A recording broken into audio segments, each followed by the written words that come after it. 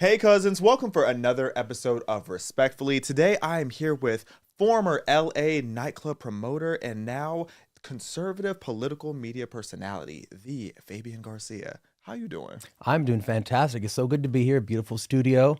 And I'm glad that no one sat in your chair before. Okay, so I'm never beating the diva allegations. I have a very strict rule of nobody's allowed to sit in my chair.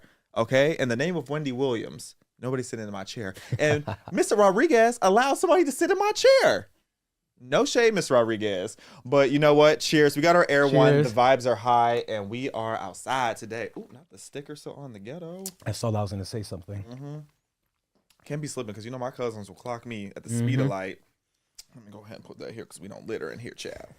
So, Fabian, there's so much I want to talk to you about because right now, especially with people talking about everything going on with Diddy and the chaos of LA, a lot of people are trying to figure out when is this happening? How is all this working?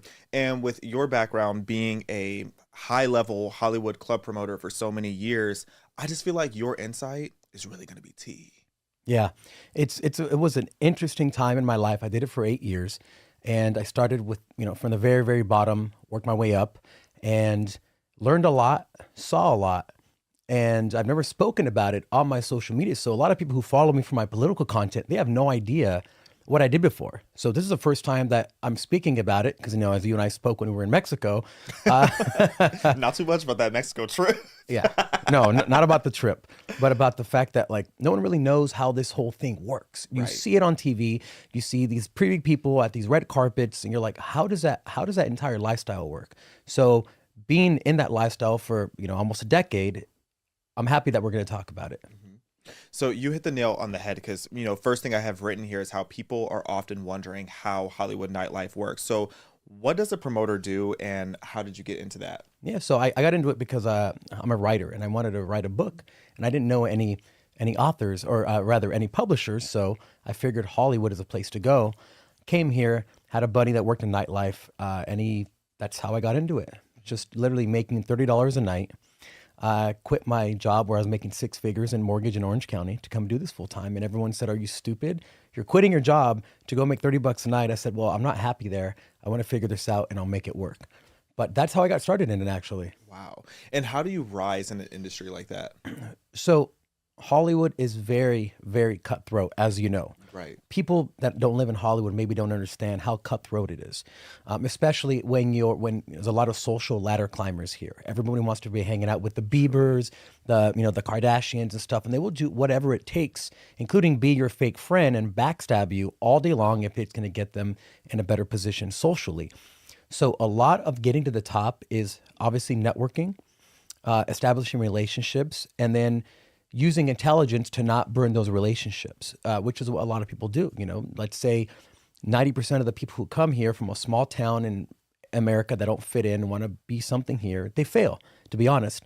And then so you have all that failure that people hang around with them and when they go out in Hollywood. So sure, it's the city of dreams, but it's also a city of destruction. So depending on how you are, you can fit into either one of those boxes. And in nightlife, it's the same. So if someone sees you coming up to the ranks, people look at you and say, why is that guy with that celebrity? Why does he have that big client? How can I take that from him? So it's very, very shark eat shark. If you have the prettiest girls, why does he have those girls? Let me slide in their DM, try to pull them away from him. Why is it that he has that? And people don't understand it if you don't tell them about it. So that's one big part of it is everyone's constantly trying to knock you down and make you less than what you are because they want your spot. Interesting. See, there's so much to even unpack within that because when you say you have these different girls, it's so are girls going with a certain promoter? Are you signed? There's so much I want to understand there. And before we get into all the toxicity of it, because I want to really paint this picture for people who are unfamiliar and I want them to be able to see, I guess, the appeal of it, the dark glamour is what I've been referring to it as before we get into just how destructive it is, because I think it's most valuable to understand both sides of that. First, can we pull up some of these receipts? I want to see some of these photos to really paint the picture of Fabian's peak day. We love to see it. What's happening here? That was my birthday, and I've always wanted to have a tiger at my birthday party. So we rented a tiger. I didn't. So random, but I love that. I didn't know that you have to get big birthday cakes pre-made. I thought you could just walk in. So that birthday cake, we went to Ralph's and we bought like a bigger one and a smaller one. I just packed them on like a pyramid. The funny story about that is we rented a mansion in the Hollywood Hills, and we didn't realize that they have steps into the house, and you can't put that tiger with that cage up the steps. So we went to Home Depot, asked some of those workers outside that, the construction workers for the day, can you build us a ramp into a house? Because we need to get a tiger up into the house. I don't think they believed me. When they came, they saw it, and they're just like, we've never seen anything like this in my life. As we're making the ramp, Xavier, the cops show up. And the cops are like, what in the hell is going on? I'm like, well, we're building a ramp for the tiger. Sorry, this is so unserious. This is so LA coded. Yeah. And what did the cops say? So they go, you can't do this. And I go, well, why? Tell me exactly why. We have the trainer. And the trainer knew what to tell the cops. They go, we don't know what you're doing that's wrong, but you can't do this. So they called animal control. They came. They figured out that everything was done by the book. They had the licenses. So they literally just came and started watching this happen. So the cops just hung out and they're like, this is so ridiculous. We're just going to watch. So we finally built the little ramp, got the tiger up in there. We told all the girls, this is a live tiger. Do not stick your hands inside the cage. Don't get close to it. Don't try to take selfies. And of course, that's exactly what happened. Oh my gosh. So we had a few close calls. We had to put a little rope in front of it to make sure people didn't go up to it. But yeah, that's what that was. I just love how the police pulled up and they were like, we don't know what's illegal, but something here is not supposed to be happening. They were not happy, but then they were like, okay, that's fine. Okay, so that's just a day in the life. Let's see a couple more of these photos. I want to see you in the club. Okay, one of the things that I noticed that I loved about all of these club photos, every single one, you look so unimpressed. And I'm like, if that's not the LA vibe, it's like you can be doing the coolest thing, be around the hottest girls, and you still have to have this look of, oh yeah, it's a Wednesday. Well, it was a job at that point. So, for someone to be out like at this place for the first time, they're like, oh my gosh. But when you're doing it six times a week for years and years and years, just like anything else, it becomes a job, and so that might be the face I'm making. I might just be tired, but I think it was just that, the LA. I just thought it was that iconic mug. Like everybody has that one mug that they hit in pictures. Yeah. Like I'll hit you with anytime got to sip my drink and hit that little look over the glasses type of vibe. So, I'm here for it. Well, Totally. and people always thought I was mad. They thought I was an angry person, so nobody would approach me. But what it was is I was always doing something like trying to make sure someone's taken care of or going to the door or we're dealing with a client. So I guess my busy face looks mean. Honestly, it's probably best for you in that kind of role because you don't want to be too friendly. You don't want to be too friendly. So I want to get into just a little bit more of the behind the scenes of how this works. So when you say that like these promoters would come and try to take the girls from you, how does that dynamic work between you and these models, I'm assuming? Sure. So I'll break it down. Because really the only cities that this type of model can be introduced is in LA, New York, and Miami. There's no other place around the country that has the amount of money coming into the city to be able to pay for that. Also, most cities have one place open, a bar or a club that's open for 20 years. There's no competition. In LA, you constantly have new places popping up all the time. So how do you make sure that your place is the place where the paparazzi goes, where all the celebrities go, and where the hot people want to go to? And it's the promoters. And the reason is because, so actually, let me talk about how you start being a promoter. You have to find a way in. Either you know someone or you talk to a club owner. You typically put on a trial. So they want to see what kind of crowd you bring, how you act, how you control the table. And then you get a per person, like a per head deal. So you get paid per person that you bring into the club. Once you're more established, then you start demanding flat rates. So I want this much just for coming to the club from, let's say, 11 to 2 a.m. And then you get a check. The way you get paid more money is that you increase the look of your crowd or the social reach that your crowd has. So the influencers, the models, the celebrities, the big clients that spend a lot of money. Now you're valuable as a promoter. So you say, look, this new club is opening. They want to have the hottest night. So if you want to have the hottest night, you have to have the best promoters that, again, have the best clients, best looking crowd, all the influencers. So they're offering me this much money. So if you want me to stay here, your club is going to start dying because they're opening. So therefore, I need to be incentivized to stay here because here's what happens. If I don't go to that new club, and I stay and I'm faithful, to that one club, what's going to happen is all the people that come out with me are going to want to go to the new club. So you're going to start losing them to other promoters. And then your status is going to go down because people will say, oh, you work there? Oh, that was cool last year, but that's not cool this year. I'm going to go with this guy. So you had a team of us, maybe 10 or 15 of us that were at the top, and we would just all go together to the new spots. And what would happen to the places that were not cool anymore? Well, they will build the name up, pay all this money for celebrities to come, talent, for all the promotions team. Obviously the people at the top make the most money. Then once it has a name established, we all go to the news place to build that up. But because this place has a name, then they start opening up to more GA people, tickets and things like that. That's typically like the life cycle of a club. Interesting. LA, it's really no joke. It's severe with, oh, that place was hot last year, but nobody goes there anymore. Yep. It's like, how dare you take a picture? It's like, I remember the first time I went to Sky Bar and I thought it was the coolest place I'd ever been. And then someone was like, don't ever post a photo there. I was like, what? They're like, Sky Bar was so lit last summer, but this year it's like, only people who don't know go there. I'm like, why can't we still go to this club? It's a good time. Yeah, you're like, I saw it all over TMZ and now I'm here and now it's not cool? Right. Like, how does that work?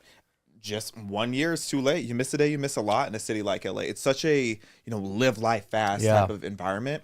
And speaking of TMZ, so you were telling me before how a lot of these outlets will reach out to you trying to get the scoop of what happened that night. So when you're with these different models and celebrities and influencers, would outlets like TMZ really reach out to you for stories? Yeah, so what happens is TMZ, their model is they send their photographers to a bunch of different places to wait for something to happen, right? But in the clubs, a lot of things would happen. So they would typically call me. They're on East Coast time, so they would call me really, really early in the morning. Probably I just got back from the after party or something like that, and say, Fabian, I need a scoop. What exactly happened? I saw you were there, and then we have the photographers on the outside, but what happened inside? So, I would give them tips, and I said, hey, look, like I want to get paid for this, and we try to work something out. Eventually it didn't happen. So I said, okay, I'm not going to give you all these tips because I'm not getting, compensated for it. But for instance, when Khloe Kardashian and Lamar Odom split up, she started dating French Montana. Uh-oh, here we go. And so I'm standing outside of the club, or as you say, club. And club. And Lamar Odom just walks up by himself. Obviously, he's super tall, so you can't miss him. And I'm sitting outside like, is that really Lamar Odom by himself walking up to the club? He was trying to get in.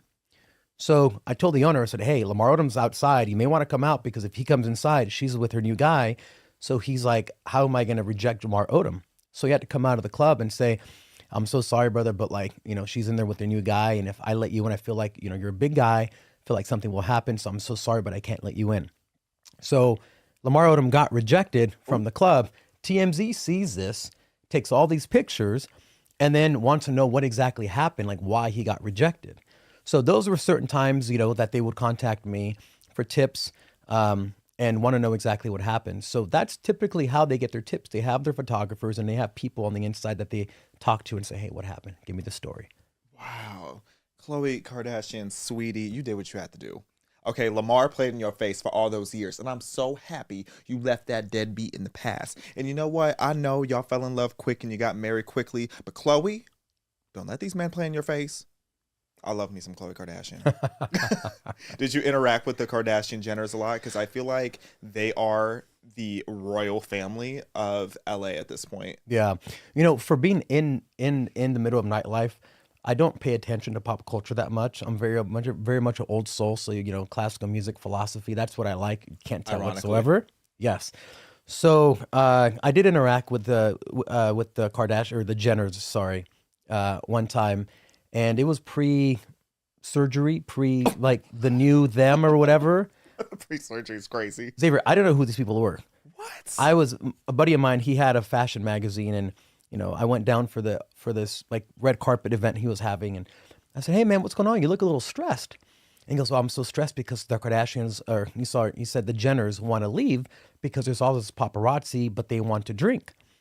I said, what? I said, so you're sad? He goes, yeah. Can you help me? I'm like, yeah, I can give him drinks.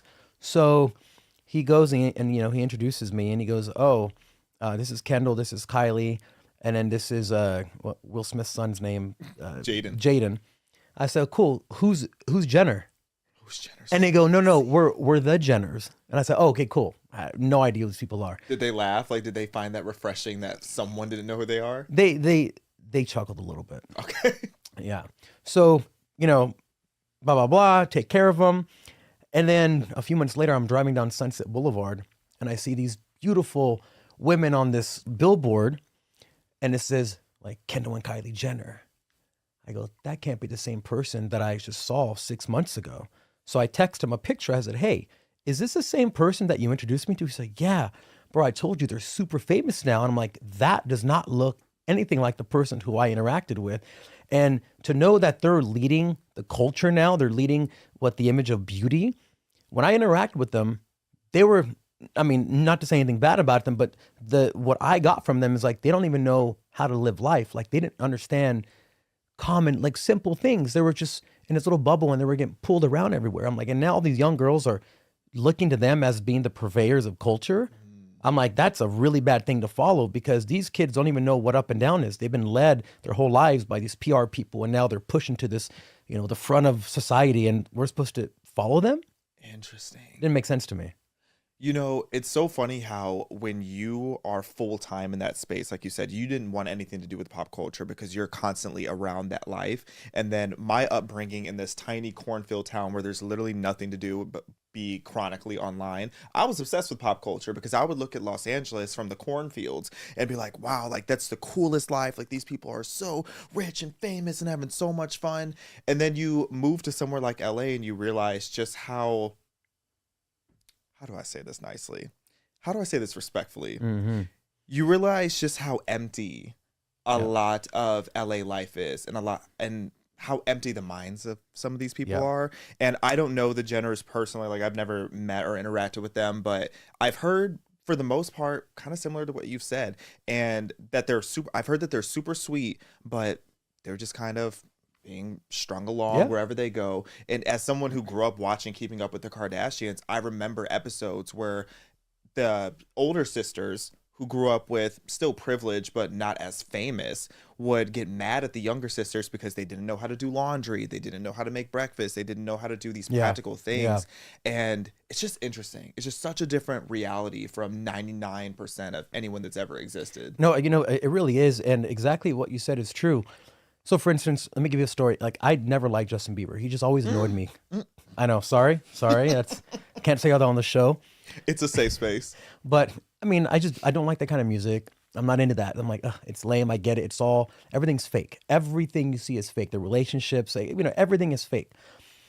So I was working at a club called One Oak and it was like the spot. And he was always there with his big group of people. 20 people would roll in with them. He was a man, Justin Bieber. The last time I saw him was right before the club closed. And my friend who works there, she goes, hey, can I put Biebs with you? I had the table next to the DJ. I said, no, I don't have any room for his people. He goes, no, it's just him. I said, it's just him. Yeah. I go, okay. So she brings him in. I tell the girls, Justin Bieber's coming to the table. Please don't bother him. Just be cool. Don't be, doing too much. Be chill. He comes in by himself. He's like, hey, what's up, Fab? Hey, what's up? And he's sitting there. I'll never forget. He had a beanie on. He looked like he hasn't showered in like weeks. Acne all over his face. And he's sitting there by himself, just dancing really weird, just kind of like bouncing. And I'm looking at him and I'm like, this is sad. Like, what happened to him? And then I was thinking, he probably got to a point in his life where he realized that everybody around him was just probably using him. Now, this is before all the Diddy stuff came out. I didn't know about all this, just looking at him. I said, that's a sad person. Yeah. Like, that's sad. And he probably realized there are a bunch of yes men around him. And because I saw his crowds with him get smaller over the course of a few years, right? The people who would come out with them. And then shortly after is when he like disappeared to Canada and then married Haley. Mm-hmm. So I was like, oh, that was what was happening. He was just kind of over it. He needed to get out. Mm-hmm. And then unfortunately all that. So even before I found out about the Diddy stuff, I felt bad for him. I'm like, oh, what I thought about him was only because what I saw him on TV. But the actual person is like a hurt person. I felt bad after that. Wow. Well, first it's like the Marilyn Monroe curse is what I call it. Marilyn Monroe spoke very extensively about her depression, and part of why she was so depressed is here she is, this famous bombshell, and everybody thinks that she's just this dumb blonde pretty much. They just know the persona of her, Yeah. but her trying to connect with people as Norma Jean, as a regular person and as a human with real thoughts and feelings, nobody would want No. to get to know her. Nobody would actually care to know who she was. They all were just trying to get something out of her. Yep. And that's why a lot of these celebrities end up feeling this emptiness, especially when you then add in the whole Diddy world. You add in how someone like Justin Bieber, who got into fame so young, was allegedly and very likely exploited by the likes of Diddy, by the likes of all these different executives that are so pedophilic. I was just talking about that like a month ago on the show, where Justin Bieber, he's been putting all these different signs out there where he's alluding to human trafficking, and he seems to be alluding a bit more Yeah. to some of the things that he went through in his adolescence. And I'm curious, did you ever see anything that was giving a red flag towards what we hear about with Diddy allegedly and what we hear about with all the human trafficking in Hollywood? Yeah. So for the Diddy stuff, I was never at a Diddy party. Got to start with that. Got to start with that, guys. But I did hear that he was weird. Yeah. So everyone kind of knew Diddy's weird. No, at least I didn't know how weird he was or anything happening. I don't think a lot of people did. And I think a lot of people who did go there were scared because you have to sign the NDAs or whatever it is that he had, which is what a lot of celebrities have when they have parties at their house. You have to go sign NDA. You have to leave your phone checked in with the security down below when you walk in, and you don't get it until you leave, so that there's no incriminating evidence. But I didn't know that he was weird. I never interacted with him personally. I would see him out, but like was never in close proximity to him. But it's crazy seeing all these rappers that I've saw, interacted with, things like that, and to have this come out, it was right there. I never experienced it because I wouldn't go to Diddy parties, or I wouldn't go to like most of the celebrity parties. We had our own thing, right? And plus, if you're a promoter, if you go to a celebrity party, your girls are all going to get stolen anyway. So like it doesn't really do anything for you. So we would never go to those. We would, but not specifically Diddy ones. But it's just sad, man, at what's happened. And you see so much and you're like, oh, now it all makes sense, because there's a lot of weird people in Hollywood, really weird people. And I never cared for weird people. So when I saw a weird person, I would be like, like, what is it that you're going to do for me? I don't need your status. I already have status. I don't need anything that you have to offer me. But if you're a girl coming and looking for success or security or advancement, a guy tells you, oh, I know Drake's producer. This is one of the most common things that people say. Oh, I know Drake's producer. I know this person, this person. I know the owner. I know the owner. I can't stand it. I know the owner kind of person. Yeah, so that's what it is. And if you don't know, you don't know. Yeah. If you do know, after you've been there for a while, you're like, it's just another liar. So I would tell all the girls, because I have a lot of girls that would come from Europe, Sweden, Germany, Denmark. And I would tell them, hey, look, you're a really pretty girl in Hollywood. So let me tell you exactly what's going to happen. You're going to have someone tell you they know a producer for someone. They're going to try to invite you to some house. If you go, I just want to tell you that, number one, they're lying. Anybody who tells you they have money is lying. The people with money don't talk about money. The people who know people don't spend their whole time telling you who they know. They already know them. So, oh, okay. So at least I wanted to prepare them for what they're going to experience. Because, you have a really pretty girl from Sweden to come to LA. Within a week, she's getting flown to Vegas, the Bahamas, and then they're in it.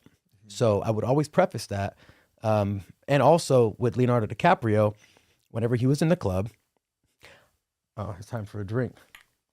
I would always preface them with, of course, every girl thinks about Titanic when they see Leonardo DiCaprio. I would say, look, you have an image in your head of who he is because it's a movie. That character was a character written by old guys. So that's who you're in love with, that character, not the person. And then I would say what's going to happen is he's not going to talk to anybody.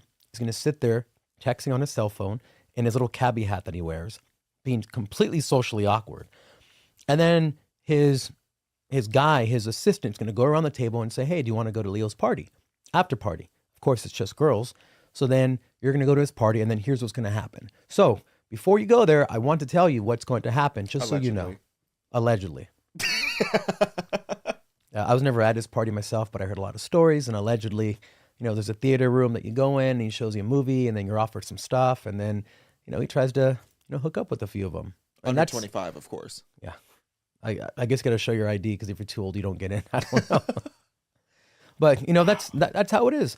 So I feel like at least if people know what they're getting themselves into, maybe they can make a better decision on whether or not they want to put themselves in that situation.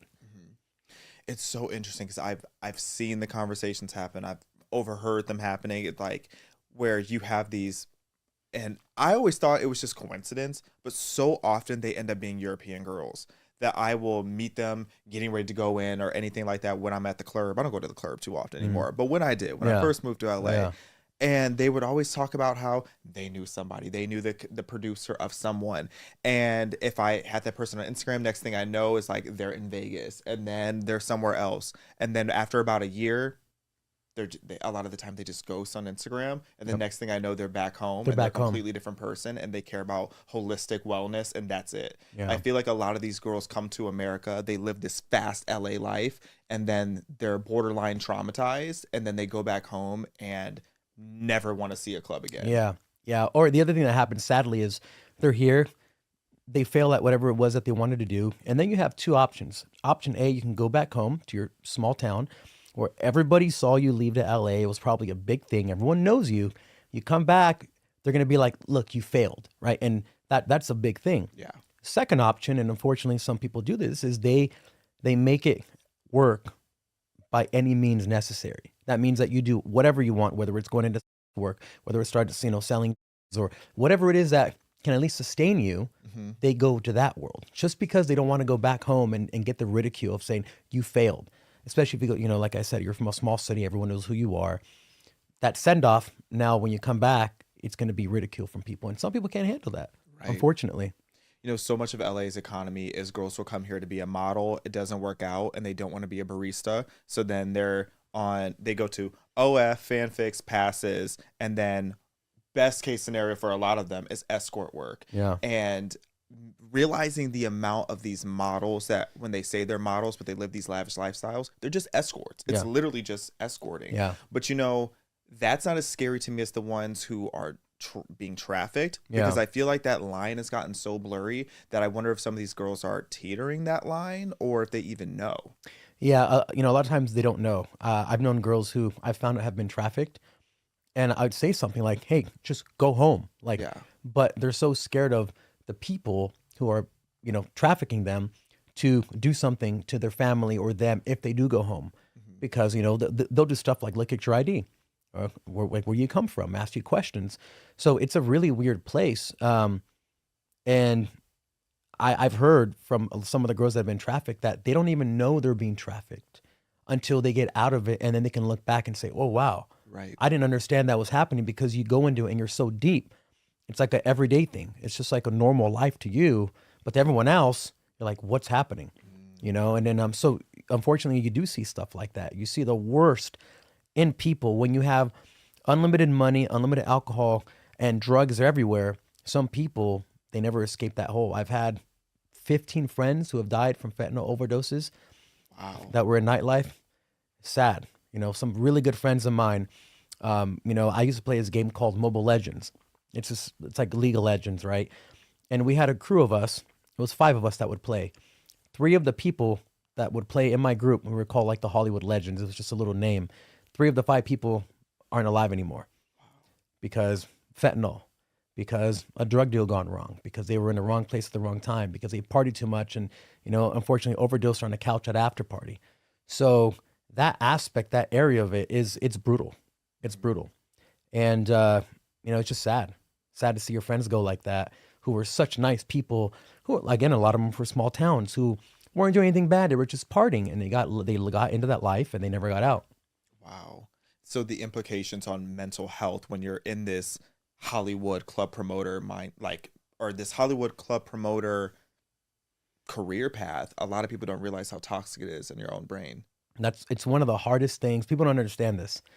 It's one of the hardest industries to leave, because you have all the status. You're basically like a celebrity, right? Celebrities go to you for things. You're the I got a guy.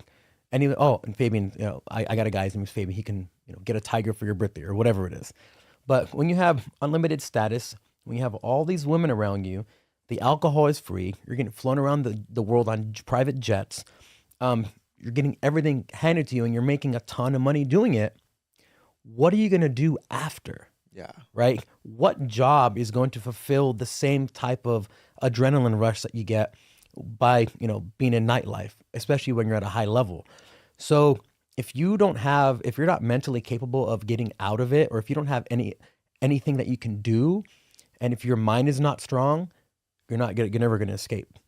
You're going to stay in there forever. Something's going to happen. You're going to party too much for too long, and you're going to end up dying. Or it's weird. It's like you have everything, and then you have to go do something else. Some people don't. Some people stay and they're 50 years old doing it, 55, 60 years old. I've had friends who have gotten out. I have other friends who have not gotten out. So me, I never really cared about nightlife. I just love having a good time. My thing was always, just learning things. So I met all my clients who I now work with through nightlife because they knew I wasn't just like talking about partying. I would party, but I would never talk about it. I didn't care how much money you had. I know billionaires, I know dignitaries, I know princes, all these, but I never cared that that's who they were. If you're a cool person, I'm cool with you. And that's why they liked me a lot, because I wasn't just trying to use them to book a table to me to make $1,000 commission off them for the night. Right. It was just, you're cool, we have good conversation, and that's it. It's so sad when you see any of these career paths that lead you to a life of emptiness, because people are constantly chasing that high and that adrenaline, that they are not pursuing real fulfillment. That's why I tell a lot of people that they need to be weary before idolizing the likes of Dan Bilzerian and Andrew Tate. And I just feel like that can really take you down a really dark path. Yeah, there was a friend of mine, Bree, who I've known for a very, very long time. She was Andrew Tate's girlfriend. It just came out last week that he was beating her. He was sending her text, allegedly. Really crazy stuff over text, and now she's exposing it all. I'd known about this for about a year or so, but out of respect to her privacy, I didn't say any of it. So I knew about him writing her poems, FaceTiming her, doing all this weird stuff, not actually being the person he tells people he is. So to me, obviously, I'm not a trained psychologist, but he seems to be like a nerd with narcissism. That's what he seems like to be. Oh, the word that just hearing the word narcissist, it just triggers me, because I know so many disgusting narcissistic people. Yeah. It's a dangerous mental illness that I feel like not enough people realize that that's a literal mental illness. It really is. Jordan Peterson talks about this. He says that in a typical society, I think the number he said is like 3% of the people are narcissists. Yeah. But a society can function with that amount of narcissism. If it goes to 5 or 6%, it can completely destabilize a society because there's too many narcissists owning it for themselves. Mm-hmm. So it's really interesting.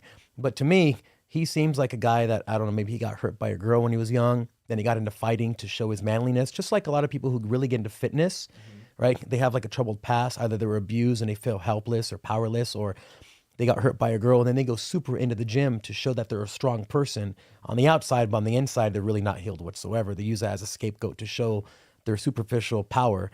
And I don't know if that happened to him, but I know he was a fighter. Just very weird, very, very weird guy. And I'm so glad that she's out of it and that she's exposing it, because for some reason, a lot of people, especially on the right, have been platforming Andrew Tate. And I don't understand what the goal is of that. I really don't. In the beginning, I understand why so many people respected someone like Andrew, because we were at a time a few years back where things were so woke and masculinity was so condemned that having someone like him be the extreme, it kind of made everything else that was pro-masculinity but not extreme, it made it more just accessible. Yeah. It made it less controversial. But then to do a deep dive into who he actually is, it's like, I really don't understand why conservatives love him so much, because the more you look into him, everything he says is so opposite of conservative values. Yeah. But, hearing the allegations that he's abusive, am I shocked? Absolutely not. But what was it that led to your friend to finally speak up about these allegations? So it was that, this is recently, because obviously he just came back to America. He had told her that he was coming. I had dinner with her like a month and a half ago, and I was talking to her about it. And I said, but you don't think you're going to have like a family with this guy and like kids in a little house, right? Like you get that it's not that kind of life. Right. And she came out in her interview and she just said, I was so into this world that I didn't realize what was happening. Now I'm on the outside looking in, I realize how destructive it was and all this stuff that she's saying now. But yeah, it's so weird. And the Andrew Tate, he's not uncommon in Hollywood, by the way. That's a very, very common personality in Hollywood. It's just that he has this really, really big persona, so he gets a lot more visibility and publicity. But that persona, that narcissism mixed with money, mixed with status in Hollywood, is pervasive everywhere. And those are the dangerous people. Those are the people that I used to tell girls, don't go around that person. I've heard stories. If you do, be very careful. How difficult was it to protect the women in your orbit? It was and it wasn't. So for instance, if you have people come and they're always out with you, right? Everyone has a promoter. I go with Fabian. I go with this guy. If they're out with me, they knew that, number one, I would never allow random people to the table. I would never allow anyone, especially because you don't know if they can slip something in a drink or anything like that. So you're taking care of people. That's mostly the job. You're a host. So you're making sure that your people are taken care of, that they're safe, and that they're having a good time. If you could do those three things, then you're already succeeding. But I was very, very closed off to new people. Okay, who are you? Why are you here? Why do you want to be at the table? Who do you know? You got to someone has to vouch for you, just like in the mob. It's a random person. I don't know what your motives are. You probably just want to hit on the girls, whatever. But it was a lot of protecting. And then you would have people, other people wouldn't even care. They just let anyone to the table. And it was very dangerous to do that. Right. So when it's a really tight-knit community, and like a lot of the same promoters, most of the people are cool, right? There are creepy people. They don't last long in the industry, or they get exposed, thankfully, because it's just not a good thing to have on you, where that person's in the same area you are, and that you have heard allegations or stories about that person. But, unfortunately, you can't help everybody. You try, but there's so many times that I've seen someone who I know just get into that, like, drug pit or that spiral. And I would always say, hey, go home. Like, get out of here. Go home. Go back to wherever you're from. You look terrible. Like, you look like you haven't slept in 3 days. Yeah, crazy stuff. So why did you ultimately leave that industry? I wasn't fulfilled anymore. What I wanted to do was get to the top and be the coolest person. Like, be one of the top promoters. I won, like, VIP Host of the Year in a few magazines and a bunch of stuff. And it wasn't fulfilling.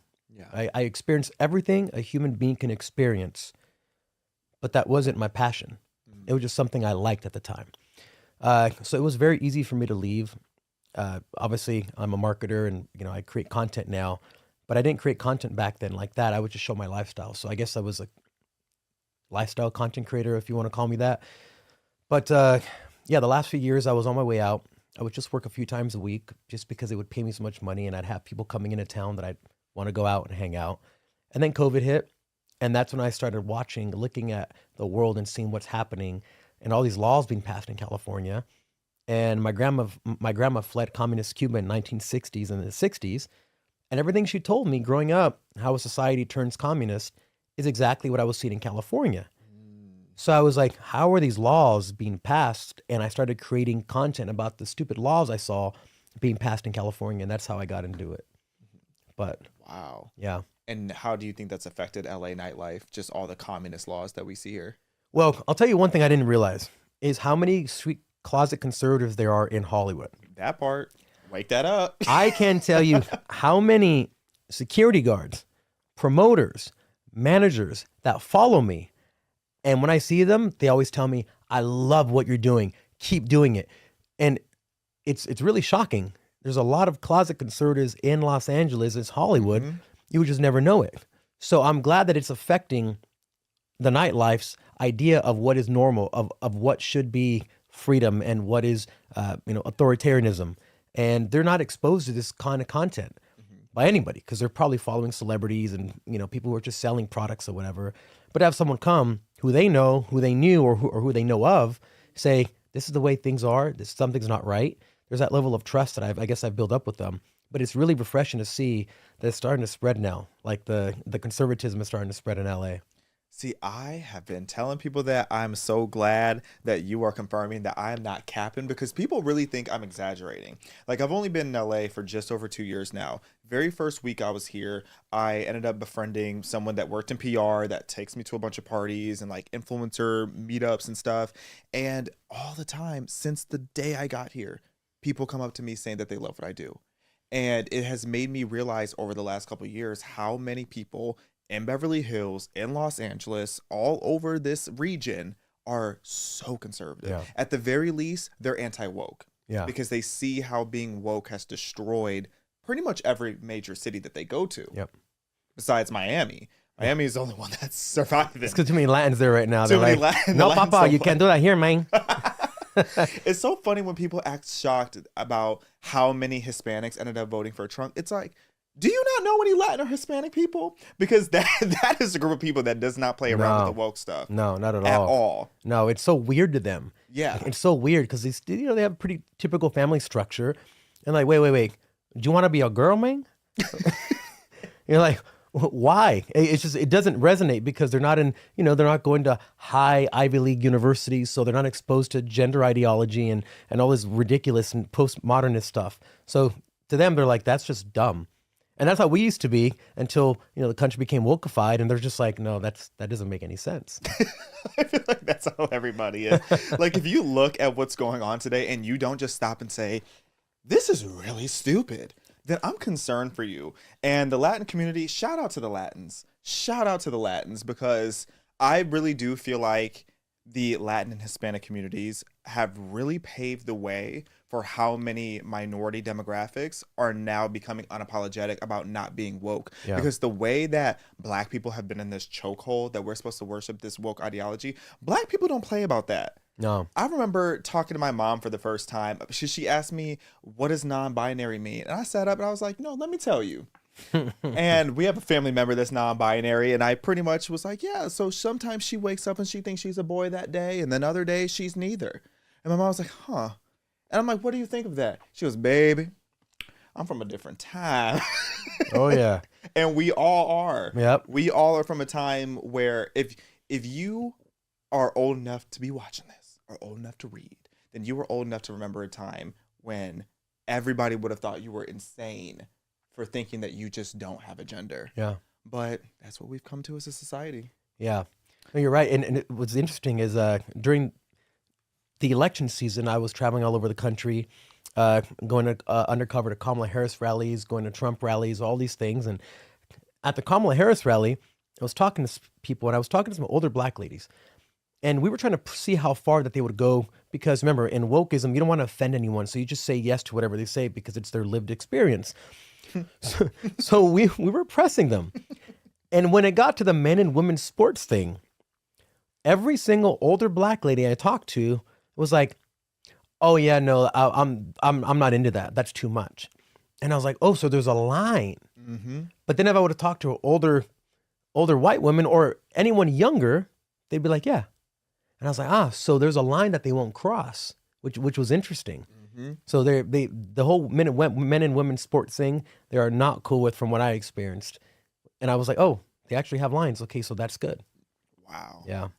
It's so interesting to see. What some of the other projects you're working on now? So I guess by the time this comes out, we'll have announced it. So I want to announce that we're going to interview 100 congressmen in 100 days. Wow. Yeah, never been done before. In DC, in their offices, to really get the nitty gritty as to who these people are, because we don't know who they really are. You might see them on the news here and there, but I want to know who they are, why they're doing what they're doing. And I would hope to do people on the left and the right. I want to get AOC in there. We'll see if we'll see. But yeah, so that's the next adventure that we're going on. Wow. How did you even get that arranged? So we had a meeting with a representative. My friend's a comms director for him, and we were just talking on his couch. And we had a great conversation about cryptocurrency and things like that. And we left, and I told my partner, David, I said, David, that could have been a podcast. Like, if there were cameras there, that's like an incredible interview. So that's where we kind of got the idea of doing that, of just interviewing them in their office so they're comfortable. They all have different kind of offices. So I want to see how they decorate their offices. It's really interesting. Mm-hmm. Sometimes when you're in the halls of Congress, you don't know this, but like, or people don't know this, but they'll have signs outside of their office like indicating who they are. So you have a lot of the Democratic people, congressmen, they'll have like trans flags and, pro-Palestine flags and stuff like this in the Hall of Congress. And then you'll get a conservative one and they'll have an American flag. So you already know whose office you're walking into just by what they have on the outside. Right. The first time I went into the Hall of Congress and I saw that, I was baffled because it's one of those things that when you see it up close and personal, you're really mind blown. I'm like, this entire floor has trans flags all over it, and BLM flags. Where's the American flags? Can America have anything? Can we have a little bit of patriotism in our congressional assemblies, please? Well, I'm excited to see that. I will definitely be tuned in.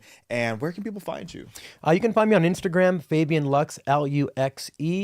On Twitter, it's Fabian_1776. And that's the main place you can find me at. Sounds good. Thank you for joining me, my friend. It's great to be here. Cheers.